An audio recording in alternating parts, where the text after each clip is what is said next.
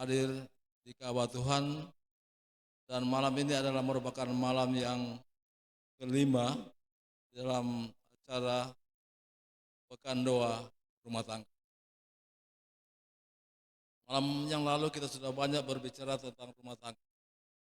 Malam ini juga judulnya adalah kewajiban dan hak suami istri. Banyak liku-liku kehidupan di dalam berumah tangga. Ada yang baru berumah tangga mungkin 1 tahun, ada yang 2 tahun, 5 tahun, 10 tahun, bahkan 20 tahun, dan bahkan 40 tahun dan lebih daripada itu. Terus terang bagi kami, keluarga, sampai dengan hari ini, usia pernikahan kami adalah 44 tahun kurang 44 hari. 44 tahun kurang 44 hari. Sejak tanggal 12 April 1977 sampai sekarang.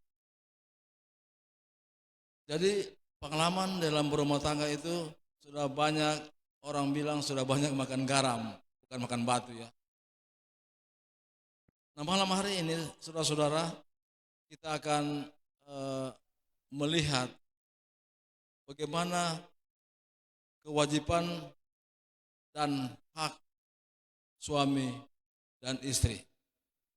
Mungkin kita berpikir, kewajiban suami seperti ini.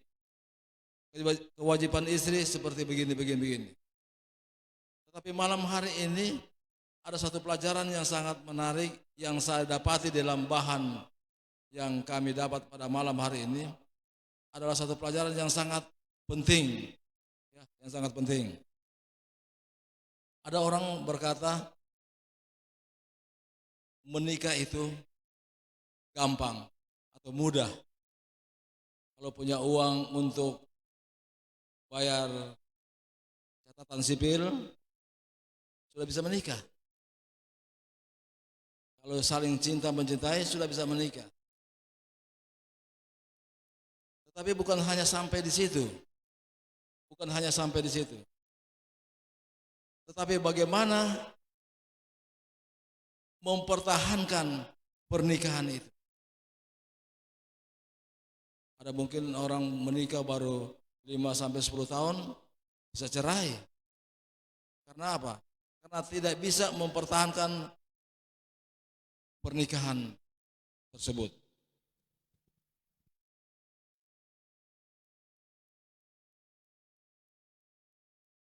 Baik saudara-saudara, ada nasihat bagi orang-orang yang belum menikah. Dia katakan begini,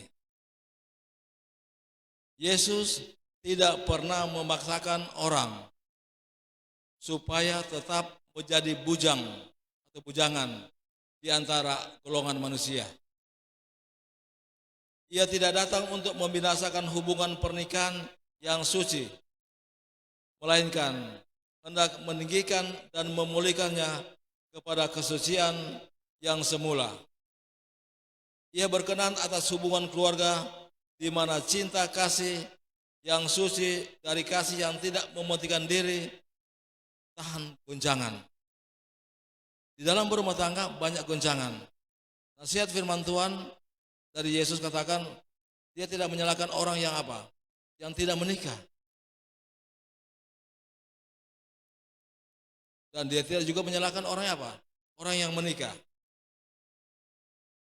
Dikatakan di sini bahwa perkawinan itu sah dan suci. Ada dua lembaga yang Tuhan sudah buat, yaitu lembaga pernikahan dan lembaga hari Sabat. Dua lembaga ini adalah dua lembaga yang apa? Yang sama-sama suci. Dan dua lembaga ini adalah menjadi sasaran setan. Ya, kalau kita tidak kuat di dalam kedua lembaga ini, hari Sabat dan juga pernikahan, maka tentunya kita akan diserang oleh apa? Oleh setan bertubi-tubi. Tidak ada dosa dalam hal kawin maupun mengawinkan. Kawin maupun mengawinkan. Tidak salah saudara menikah pada zaman Nuh. Dan tidak salah pula saudara menikah sekarang, pada zaman sekarang ini. Kalau yang sah itu diperlukan dengan wajar, tidak dilakukan untuk percabulan, tetapi pada zaman Nuh, manusia menikah tanpa meminta nasihat dan memohon tuntunannya. Membina keluarga bahagia. Halaman 113.3. Nah, di dalam kalimat ini ada kata percabulan. Nah, saudara-saudara sekalian, kalau kita atau banyak wanita atau pria yang masih muda, dia kalau melihat wanita atau cewek, maka yang ada terlintas dalam pikirannya, kalau saya menikah dengan dia punya body kayak gitar dan lain sebagainya. Demikian pula sebaliknya si wanita, dia melihat ada cowok yang sangat ganteng dan lain sebagainya. Jadi pada saat mereka memasuki rumah tangga, maka inilah satu rumah tangga yang apa? Yang salah. Yang salah. Kenapa saudara-saudara? Kadang-kadang kita memasuki satu rumah tangga yang hanya pada pikiran kita adalah percabulan.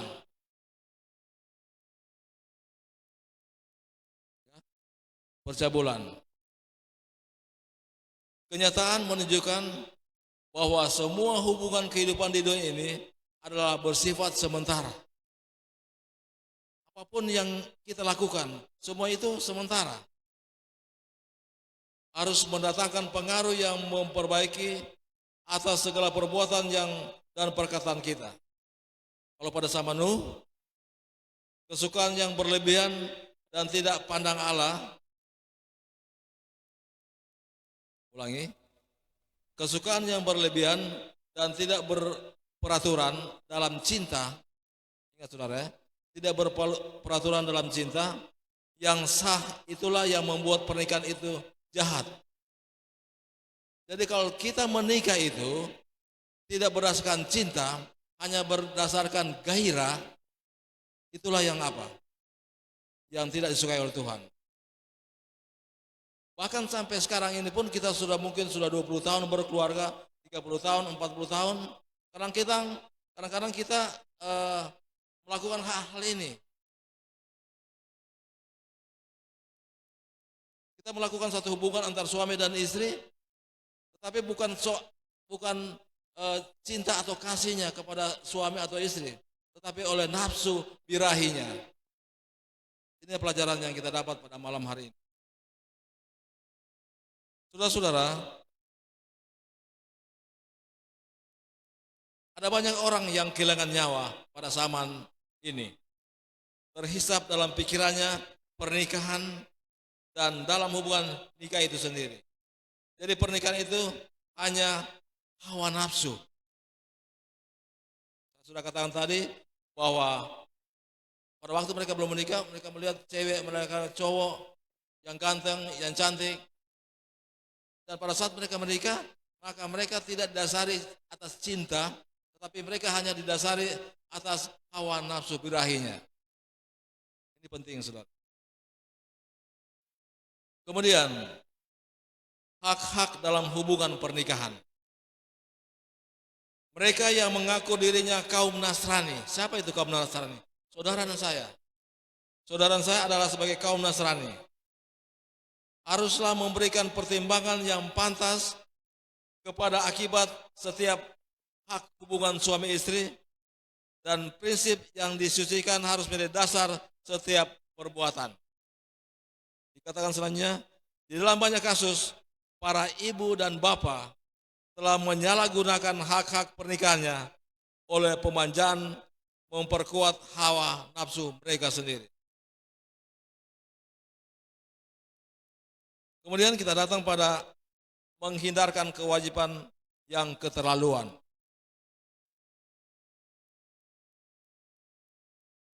Nah, saudara-saudara, mengerjakan sesuatu dengan cara yang keterlaluan, ini dalam soal hubungan antara suami dan istri yang sudah sah.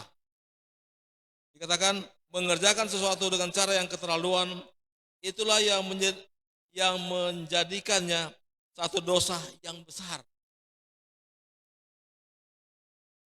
Keterlaluan bagaimana itu, saudara? Mungkin kita punya hawa nafsu antara suami dan istri sangat berlebihan, sehingga kita melakukan satu hubungan antara suami dan istri itu bukan berdasarkan kasih atau cintanya, tetapi berdasarkan apa? Hawa nafsu.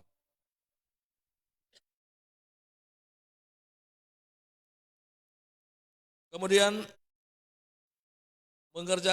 menghindarkan kewajiban yang keterlaluan. Banyak ibu bapak tidak mempunyai pengetahuan yang harus mereka miliki dalam kehidupan suami istri. Jadi orang sudah lama berumah tangga, tetapi kadang-kadang kita tidak punya pengetahuan di dalam kehidupan suami istri.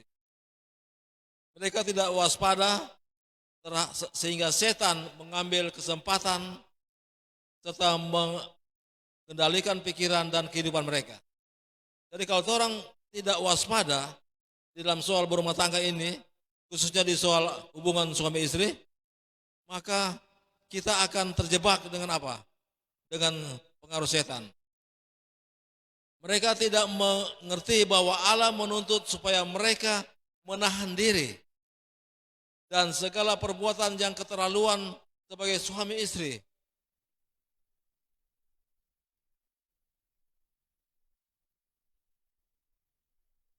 Tetapi hanya sedikit orang yang merasa bahwa adalah tugas agama untuk mengendalikan hawa nafsu. Mereka telah mempersatukan diri dalam pernikahan, yaitu yang menjadi pilihan mereka. Dan oleh sebab itu mereka menganggap bahwa pernikahan itu akan menyucikan pemanjaan nafsu birahi mereka. Nah, saudara-saudara, walaupun katanya pria atau wanita yang mengaku orang beribadat, membiarkan kekang hawa nafsunya, dan tidak memikirkan bahwa Allah memandang mereka bertanggung jawab atas pentingnya tenaga yang mereka habiskan, yang melemahkan daya ingat mereka terhadap kehidupan serta meletihkan segenap tubuh. Kemudian, penyangkalan diri dan pertarakan harus menjadi semboyan.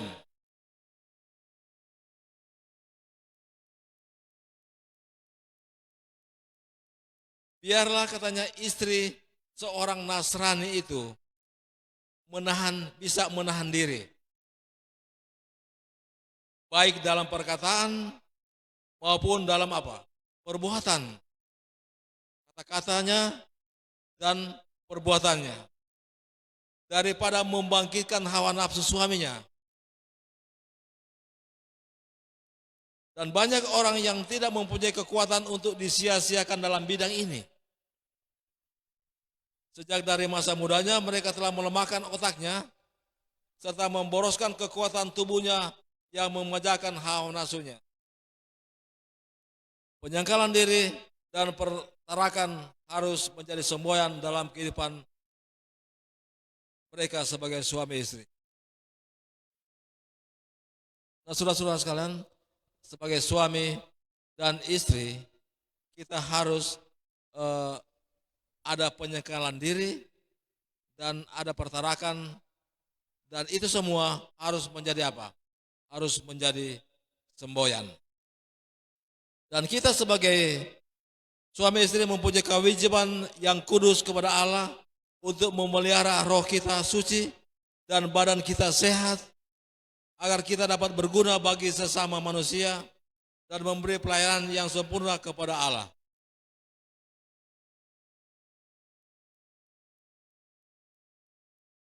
Rasul Paulus memberikan amaran yang berikut. Dia katakan seperti ini. Sebab itu, hendaklah dosa jangan berkuasa lagi di dalam tubuhmu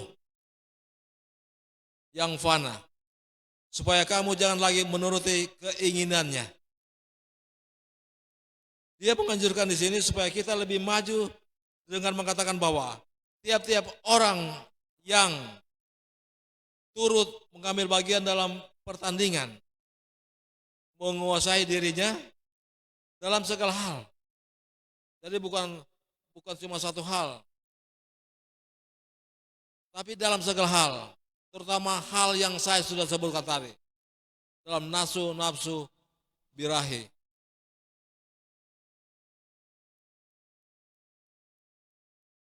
Rasul itu menasihatkan supaya semua orang yang menyebutkan dirinya kaum Nasrani supaya mempersembahkan tubuhnya sebagai persembahan yang hidup, yang kudus, dan yang berkenan kepada Allah.